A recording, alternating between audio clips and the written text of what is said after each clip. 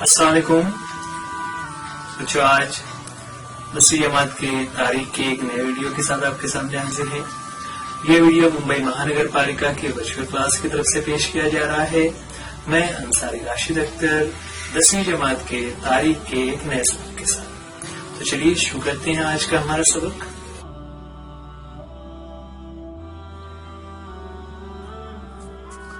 بچوں، آج 10ویں جماعت کے تاریخ میں ہم ہماری کتاب کا دوسرا سبق شروع کرنے جا رہے ہیں۔ پہلا سبق جو ہم نے دیکھا جس میں ہم تاریخ نویسی کے مغربی روایات کو دیکھ رہے تھے، آج ہم اسی تاریخ نویسی کے دوسرے حصے جس میں ہم تاریخ نویسی کی بھارتی روایات کے بارے میں دیکھیں گے۔ 10ویں جماعت تاریخ کا دوسرا سبق، تاریخ نویسی میں بھارتی روایات۔ شروعات کرتے ہیں۔ سب سے پہلے اس سبق میں ہمیں دو چیزیں دیکھنی ہوگی۔ اس میں پہلا پوائنٹ ہوگا کہ بھارتی تاریخ نویسی کی پیش رفت، یعنی کس طرح سے بھارتی تاریخ نویسی کی ابتدا ہوئی اور اس میں کیسے تبدیلیاں ہوتے ہوتے وہ آگے بڑھتی رہی۔ دوسرا ہم دیکھنے والے ہیں بھارتی تاریخ نویسی میں کون سے مختلف فلسفیانہ نظام حاوی رہے۔ تو ان دونوں نکات کو ہمیں اس سبق میں دیکھنا رہے گا۔ شروعات کرتے ہیں۔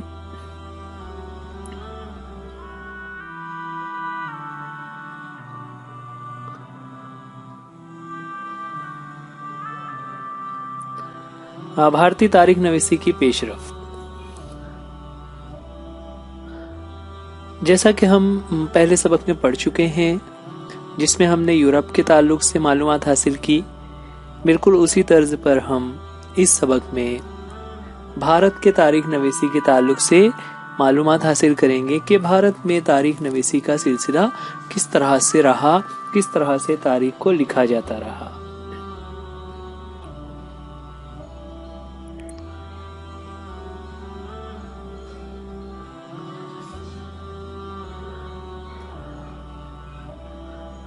شروعات کرتے ہیں زمانہ قدیم سے۔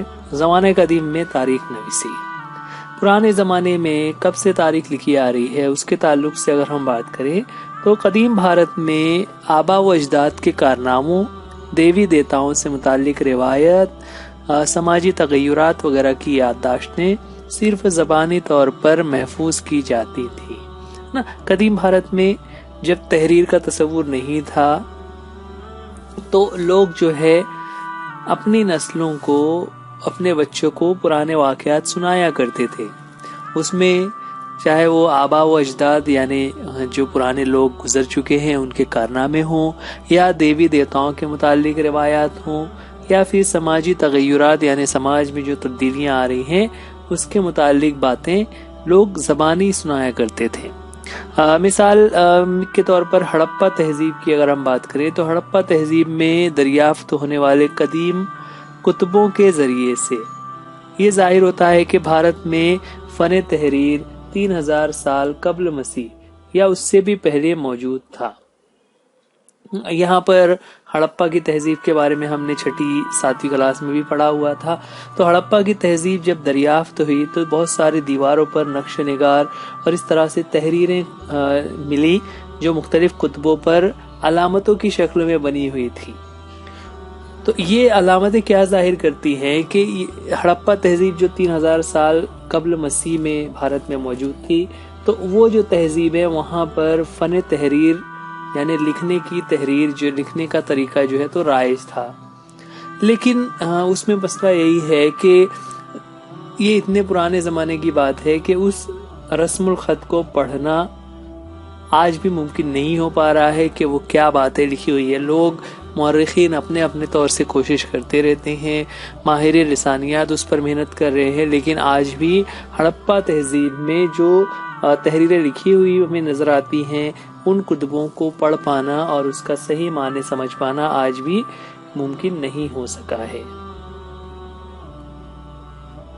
بھارت میں تاریخی نوعیت کے سب سے قدیم تحریری ادب کنندہ کتبوں کی شکل میں موجود ہیں جس کی ابتدا 3 صدی قبل مسیح میں موریہ سمراٹ اشوک کے زمانے میں ہوتی ہے نا۔ جو اشوک سمراٹ جو بہت ہی بڑے بادشاہ گزرے ہیں، ان کے زمانے میں جو کہ 3 صدی قبل مسیح میں موریہ سماج انہوں نے قائم کیا تھا، تو وہاں پر چٹانوں اور پتھروں کے ستونوں پر بہت سی تحریریں ہمیں منقش کی ہوئی نظر آتی ہیں، مطلب کھدی ہوئی نظر آتی ہیں، وہ اس زمانے میں تحریر کی شکل میں ہمارے پاس موجود ہیں۔ 1 صدی عیسوی میں ہی دھاتوں کے سکے، مورتیاں، مجسمے، تانبے کی تختیوں وغیرہ پر کندہ تحریریں دستیاب ہونے لگی، جس سے اہم تاریخی معلومات حاصل ہوتی ہے۔ جیسے جیسے وقت گزرتا گیا، 1 صدی عیسوی میں لوگوں نے دھاتوں کا استعمال کر کے مورتیاں، مجسمے، تختیاں وغیرہ بنانا شروع کر دی، جس پر بہت ساری تحریریں ہوا کرتی تھیں۔ ان تمام کندہ تحریروں کی وجہ سے متعلقہ بادشاہوں کے زمانے، ان کا شجرہ، سلطنت کی وسعت، حکومتی نظام، اہم سیاسی اتھل پتھل، سماجی ڈھانچہ، آب و ہوا، قحط جیسے اہم موضوعات کی معلومات حاصل ہوتی ہے۔ یعنی ان مجسموں، ان تختیوں کے اوپر، ان کتبوں کے اوپر بہت ساری ایسی چیزیں لکھی ہوئی ہیں جس سے وہ کس بادشاہ کے زمانے میں لکھی گئی ہے، یا کس بادشاہ کے زمانے میں کون سا اتھل پتھل ہوئی، سماج میں کیا ماحول چل رہا تھا، موسم یا قحط وغیرہ کا جو زمانہ تھا، یا پھر بادشاہوں کے شجرہ مینس خاندانی نظام کے، وہ کس خاندان سے تعلق رکھتے ہیں۔ تو یہ تمام چیزیں ہمیں ان کتبوں میں ملنا شروع ہو گئی۔ دیکھیے ابھی ہم بات کر رہے تھے 3000 سال قبل مسیح، اس سے پہلے ہم نے یہ سب پڑھا ہوا ہے چھوٹی کلاسز میں۔ تو قبل مسیح میں جو تحریریں تھی اسے پڑھ پانا ممکن نہیں، لیکن اب موجودہ زمانے کے حساب سے جو 1 صدی عیسوی کا زمانہ تھا، اس میں جو چیزیں ہمیں دستیاب ہوتی ہیں، ملتی ہیں، اس میں ان کو پڑھ پانا اور ان موضوعات کو سمجھنا آسان ہے۔ قدیم بھارتی ادب میں رامائن، مہا بھارت جیسی طویل رزمیہ نظمیں، پران، جین اور بدھ مذہب کی کتابوں کے علاوہ بھارتی مصنفوں کی تصنیف کردہ تاریخی ادب، غیر ملکی سیاحوں کے سفر نامے بھی تاریخ نویسی کے اہم ماخذ سمجھے جاتے ہیں۔ قدیم بھارت میں جو رامائن اور مہا بھارت جیسی جو نظمیں ہیں، جس میں بہت ساری مقامات اور جگہوں کا تذکرہ ملتا ہے جو بھارت میں پائی جاتی ہیں۔ پران یعنی مذہبی نظمیں، اسی طرح جین اور بدھ مذہب کی جو کتابیں ہیں، ان تمام کتابوں میں اس وقت کے ان جگہوں کے حالات معلوم پڑتے ہیں، اسی لیے انہیں بھی تاریخ نویسی کے اہم ماخذ سمجھا جاتا ہے، جس کے ذریعے سے ہم تاریخ کی بہت ساری چیزیں، بہت ساری باتیں معلوم کر سکتے ہیں۔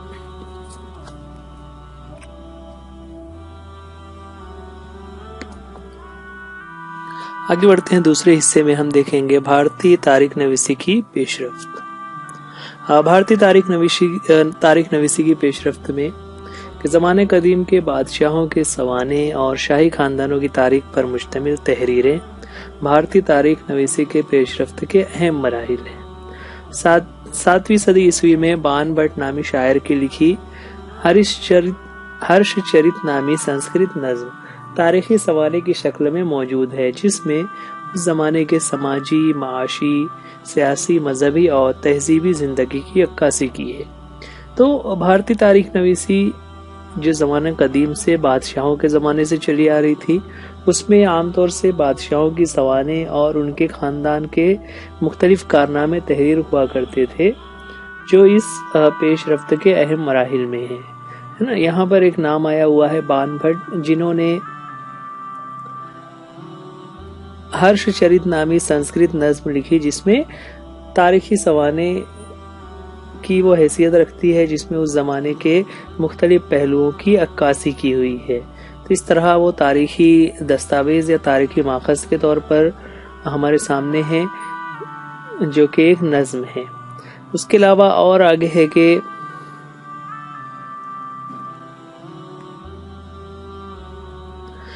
اس تصویر کو دیکھیے، یہ تصویر ہے 100 گوڑا تامر پیٹ کی۔ یہ تامر پیٹ یعنی تانبے کی جو تختی ہے سوگوڑا یعنی جو ضلع گورکھپور اتر پردیش کا علاقہ ہے وہاں پر دریافت ہوا، جسے موریہ عہد کا تامر پیٹ مانا جا رہا ہے۔ تامر پیٹ یعنی جو تانبے کی یہ تختی نظر آ رہی ہے اس پر کندہ تحریر براہمی رسم الخط میں ہے۔ اس تحریر کو اگر ہم غور کریں تو اس میں ہمیں کیا نظر آتا ہے کہ درخت کے گرد بنے چبوترے اور پہاڑ پر موجود 3 کمانیں جو تصویر میں ہمیں نظر آ رہی ہیں، تو اس جیسے نشانات قدیم سکوں پر بھی دکھائی دیتے ہیں۔ ماہرین کا خیال ہے کہ 4 ستونوں پر کھڑی 2 منزلہ عمارت کی طرح دکھائی دینے والے نشانات اناج کے گودام کو ظاہر کرتے ہیں۔ اس تحریر میں اس گودام کے اناج کو احتیاط سے استعمال کرنے کا حکم درج ہے۔ مانا جاتا ہے کہ یہ حکم سوکھے اور قحط جیسے حالات سے نمٹنے کی خاطر احتیاطی اقدامات پر مشتمل ہوگا۔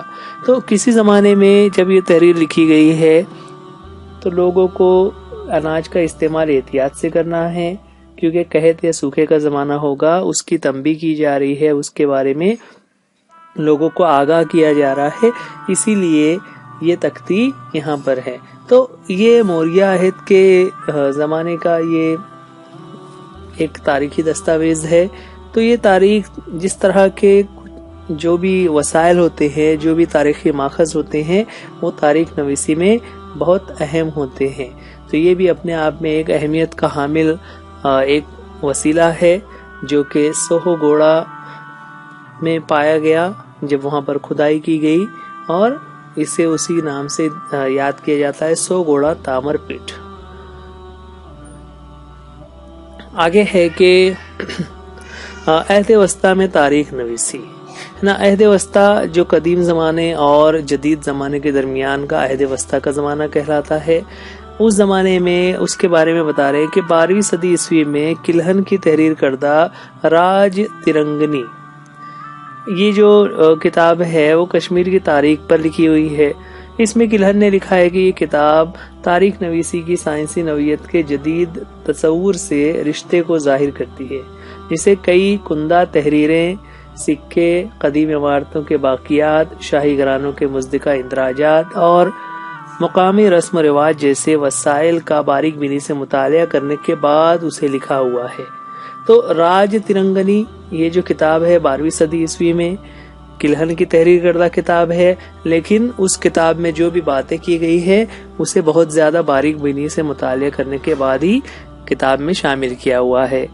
آگے ہے کہ عہد وسطیٰ میں بھارت میں مسلم حکمرانوں کی درباری تاریخ نویسوں پر عربی اور فارسی کے اثرات غالب تھے نا۔ بھارت میں عہد وسطیٰ میں ایک بڑے علاقے پر مختلف سلاطین، مغلیہ حکومت اور دوسرے مسلم حکمرانوں کا راج رہا، اور ان کی زبان جو ہے عربی یا فارسی ہوا کرتی تھی۔ تو ان کے جو تاریخ نویس تھے وہ بھی عربی یا فارسی میں ہی تحریریں اس کا اثر ہوتا ہے، یعنی جس طرح سے عربی اور فارسی میں تاریخ نویس تاریخیں لکھ رہے تھے، یہ مورخ بھی اسی طرح سے کام کر رہے تھے۔ عہد وسطیٰ کے مسلم مورخوں میں ضیاء الدین برنی اہم مورخ تھے۔ تاریخ فیروز شاہی نامی کتاب جو کہ ضیاء الدین برنی کی لکھی ہوئی ہے، انہوں نے تاریخ نویسی کے مقصد کی وضاحت کی ہے۔ ان کا خیال ہے کہ تاریخ نویسی کا فرض صرف حکمرانوں کے کارنامے اور فلاح و بہبود کے قصے بیان کرنے پر ختم نہیں ہو جاتا، بلکہ حکمرانوں کی خطا کاریوں اور غلط پالیسیوں پر تنقید بھی کرنی چاہیے۔ اتنا ہی نہیں بلکہ معاصر یعنی اس زمانے کے عہد کی عظیم شخصیات، محققین، ادبا اور سنتوں کے تہذیبی زندگی پر اثرات کا احاطہ بھی کرے۔ برنی کے ان خیالات کی وجہ سے تاریخ نویسی کی وسعت میں اضافہ ہوا۔ دیکھیے پچھلے سبق میں بھی ہم پڑھ رہے تھے، وہاں پر الگ الگ زمانے کے مورخین الگ الگ طریقے سے تاریخ کو بیان کر رہے تھے۔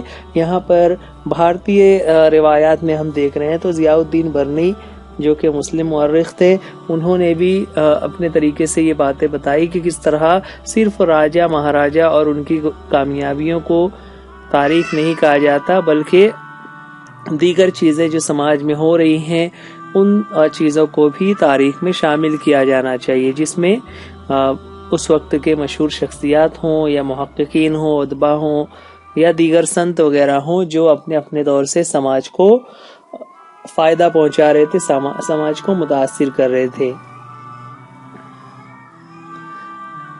آگے بڑھتے ہیں تو آگے ہے کہ مغل بادشاہوں کے درباری مورخ ہے نا، مغل بادشاہ جتنے بھی ہوئے ہیں اس میں ان کے محل میں مورخ ہوا کرتے تھے، تو ان مورخوں نے حکمرانوں کی تعریف اور ان سے وفاداری کے پہلوؤں کو خصوصی اہمیت دی۔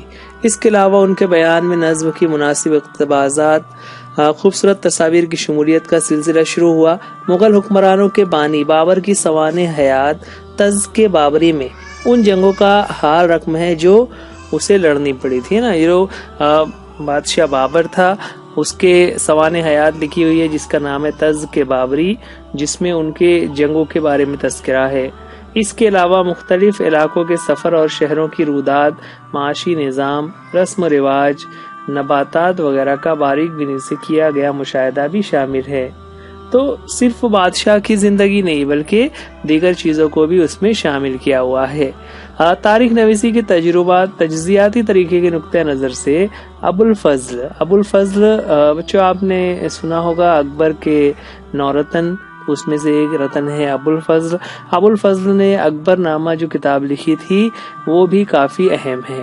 تصدیق شدہ اندراجات کے ذریعے تاریخی دستاویز کا باریک بینی سے لیا گیا جائزہ اور ان میں درج معلومات کی صداقت کی کڑی جانچ ابو الفضل کا تحقیقی طریقہ تھا جو مفروضات سے عاری اور حقیقت پسندانہ تھا۔ دیکھیں یہاں پر ایک بہت ہی اہم بات کہ انہوں نے کوئی بھی فرضی یا خیالی یا اپنے حکمراں کی تعریف میں کام کرنا اس طرح کی چیزوں کو نہیں لکھا، بلکہ وہ تحقیقی طریقہ اختیار کرتے تھے جس میں فرضی باتوں کو بالکل بھی جگہ نہیں دی جا رہی تھی۔ تو اس طرح انہوں نے اکبر نامہ یہ کتاب لکھی۔ اس سے ایک سوال کیا ہوا ہے، کیا آپ جانتے ہیں؟ بتا رہے ہیں کہ ابو ریحان البیرونی جو کہ ایک مسلم مشہور سائنسداں گزرے ہیں، انہوں نے مختلف سائنسی علوم میں بھارتیوں کی کارکردگی اور بھارت کی سماجی زندگی کی معلومات عربی زبان میں تحریر کی۔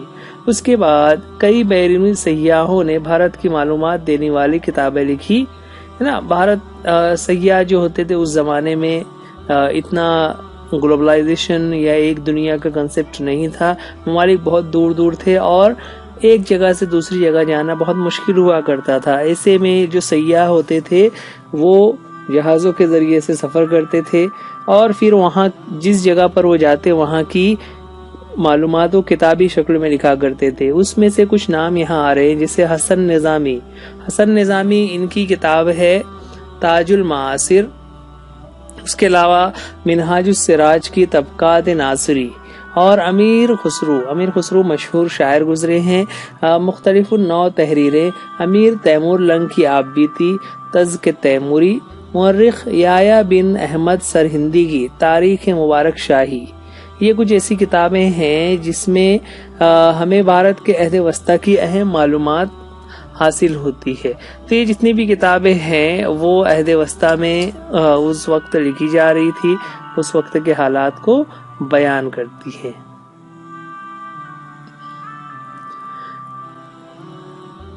بیرونی سیاحوں کے ذریعے لکھی ہوئی معلومات بھی بھارت کی تاریخ کے اہم وسائل ہیں۔ ابن بطوطہ، عبدالرزاق، مارکو پولو، نکولو کانتنی، باربوسا اور ڈومنگوز پیس ان میں سے چند اہم نام ہیں۔ یہ ایسے سیاح ہیں جنہوں نے بھارت کا سفر کیا اور یہاں کے حالات کو اپنی تحریروں میں لکھا۔ ان کی تحریروں سے عہد وسطیٰ کے بھارت کی تاریخی معلومات حاصل ہوتی ہے۔ ایشور داس ناگر اور بھیم سین سکسینہ، خافی خان اور نکولے منوچی اورنگزیب کے زمانے میں اہم تاریخ نویس تھے۔ مغلیہ دور کی تاریخ کو سمجھنے کے لیے ان کی تحریر ریفر کی جاتی ہے، ان کی تحریر سے ہی معلومات اکٹھا کی جاتی ہے، جس سے صحیح طور پہ مغل دور کی جو روایات تھی، تاریخ تھی، ہمیں معلوم ہوتی ہے۔ تاریخی ادب کی ایک اہم قسم بکھر ہے۔ بہادروں کی تعریف و توصیف، تاریخی اتل پتھل، جنگیں، عظیم شخصیتوں کی سوانح وغیرہ سے متعلق تحریریں بکھر میں پڑھی جا سکتی ہے۔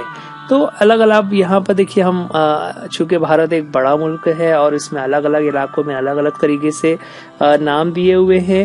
بکھر بھی ایک تاریخی ادب ہے جس میں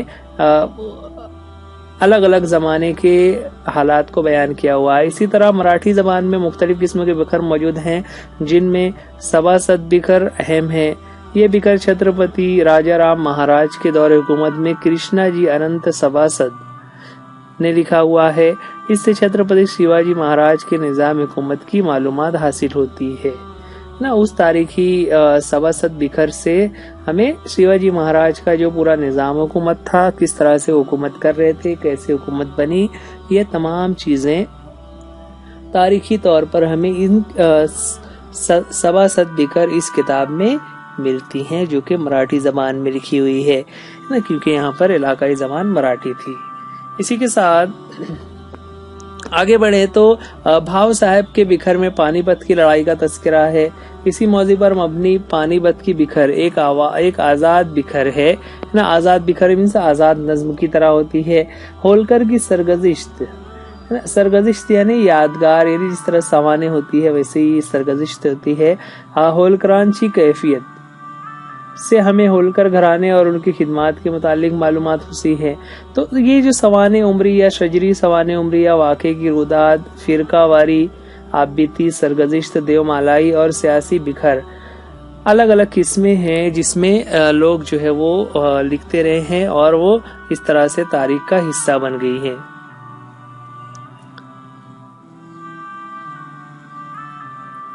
اب عہد وسطیٰ کے بعد آگے آتا ہے زمانہ جدید دور۔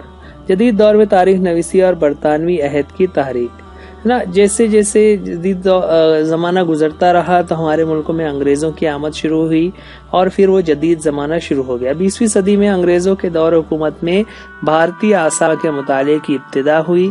بھارتی محکمہ آثار قدیمہ کے پہلے ڈائریکٹر الیگزینڈر کننگھم کے زیر نگرانی کئی قدیم مقامات کی کھدائی کی گئی۔ انہوں نے خاص طور پر بدھ کتابوں میں مذکور مقامات پر توجہ مرکوز کی۔ جان مارشل کے زمانہ کارکردگی میں ہڑپا تہذیب کی دریافت ہوئی اور یہ ثابت ہوا کہ بھارتی تہذیب کی تاریخ 3000 سال قبل مسیح یا اس سے بھی زیادہ ہے۔ تو یہ جدید دور میں تاریخ نویسی دراصل انگریزوں کے حکومت کے بعد اس طرح سے شروع ہوئی کہ جب انگریزوں نے ہمارے ملک پر قبضہ کر لیا تو قبضہ کرنے کے ساتھ ساتھ انہوں نے یہاں پر اپنا تحقیقی کام بھی جاری رکھا، جس میں یہ دو نام کافی اہم ہے، الیگزینڈر کننگھم اور جان مارشل۔ ان دونوں نے محکمہ آثار قدیمہ کے ڈائریکٹر کے طور پر کام کیا اور تاریخ کی جانچ، تحقیق اور کس طرح سے اس کی صداقت کو پہچانا جائے اس پر انہوں نے کام کیا، اور انہی کی ہی کوششوں سے پھر یہ معلوم ہوا کہ کس طرح ہڑپا تہذیب ہمارے ملک میں 3000 سال پہلے قبل مسیح میں بھی موجود تھی۔ بھارت آنے والے کئی انگریز افسروں نے بھارتی تاریخ کے متعلق لکھا ہے۔ ان کی تحریروں میں انگریزی نوآبادیاتی پالیسی کے اثرات نظر آتے ہیں۔ جیمز مل کی لکھی ہوئی the history of British India نامی کتاب 1817 میں 3 جلدوں میں شائع ہوئی۔ بھارتی حکمرانوں پر انگریز مورخ کے ذریعے لکھی گئی یہ پہلی کتاب تھی۔ ان کی تحریر میں معروضی نظریے کا فقدان اور بھارتی تہذیب کے مختلف پہلوؤں کے متعلق متعصبانہ مفروضات کا عکس صاف طور پر دکھائی دیتا ہے۔ دیکھیے یہاں پر بچوں ایک چیز یہ سمجھ لیجئے کہ جب 1817 میں انہوں نے یہ کتاب لکھی تو اس وقت انگریز ہمارے ملک پر قبضے کی نیت سے آئے ہوئے تھے، یعنی وہ اس طرح سے وہ ظالم حکمراں تھے اور بھارت کی عوام مظلوم تھی۔ اب جب کوئی حکمراں اس طرح سے قبضہ کر رہا ہے اور اسی کی سوچ والا شخص کتاب لکھے گا تو وہ ان کے نقطۂ نظر سے لکھے گا، جبکہ یہی بات اگر کوئی بھارتی مصنف لکھے گا تو وہ بھارتیوں کی جدوجہد اور ان کی کوشش اور کس طرح سے ان پر ظلم ہو رہا تھا ان چیزوں کو بیان کرتا ہے۔ تو یہ جب جیمز مل کی the history of British India جب کتاب ہم پڑھتے ہیں تو اس میں متعصبانہ مفروضات کا عکس صاف طور پر دکھائی دیتا ہے۔ 1841 میں ماؤنٹ اسٹیورٹ ایلفسٹن نے دی ہسٹری آف انڈیا نامی کتاب لکھی نا۔ یہ ایک دوسرے آفیسر تھے ماؤنٹ اسٹیورٹ ایلفسٹن، انہوں نے بھی ایک کتاب لکھی اور ان کو کتاب اس طرح سے لکھی کہ وہ 1819 سے 1827 تک ممبئی کے گورنر تھے۔ اس زمانے میں ممبئی ایک ریاست کی حیثیت رکھتا تھا جو کہ کافی اہمیت کا حامل تھا۔ तो ये दो बुक्स है, द हिस्ट्री ऑफ इंडिया, और दूसरा था इससे पहले जो जेम्स से मिली की, the history of British India, है ना। भारत की तारीख में मराठा दौर को अहम मकाम हासिल है। मराठा हुकूमत की तारीख लिखने वाले अंग्रेज अफसरों में जेम्स ग्रांट डफ का नाम अहम है। उन्होंने द हिस्ट्री ऑफ मराठास नामी किताब लिखी जो 3 जिल्दों पर मुश्तमिल है। भारतीय तहजीब और तारीख को कमतर लिखने के अंग्रेजी अफसरों की जहनियत ग्रांट डफ की तहरीरों में भी झलकती है। यही रवैया राजस्थान की तारीख लिखने वाले कर्नल टॉड जैसे अफसर की तहरीर में भी दिखाई देती है। विलियम विल्सन हंटर ने भारत के 2 लख्ता तारीख लिखी है जिसमें उसका गैर जानिबदाराना रवैया दिखाई देता है। डफ की तारीख नवीसी के नकाइस 19वीं सदी में नीलकंठ जनार्दन कैरित ने और वी के राजवाड़े ने उजागर किए। अब जो यहाँ पर ये सबक अभी और बाकी है, लेकिन इस वीडियो में हम इतना ही ले रहे हैं। इसके आगे का जो चैप्टर का बाकी नुकात है वो हम अगले वीडियो में देखेंगे। ये वीडियो आप BMC एजुकेशन चैनल पर देख रहे हैं। आप इस चैनल को सब्सक्राइब कीजिए, वीडियो को लाइक कीजिए, और अगर कुछ बातें ना समझ आ रही तो आप कमेंट्स में पूछ सकते हैं। इसके अलावा आप अपने दोस्तों में भी इसे शेयर कीजिए।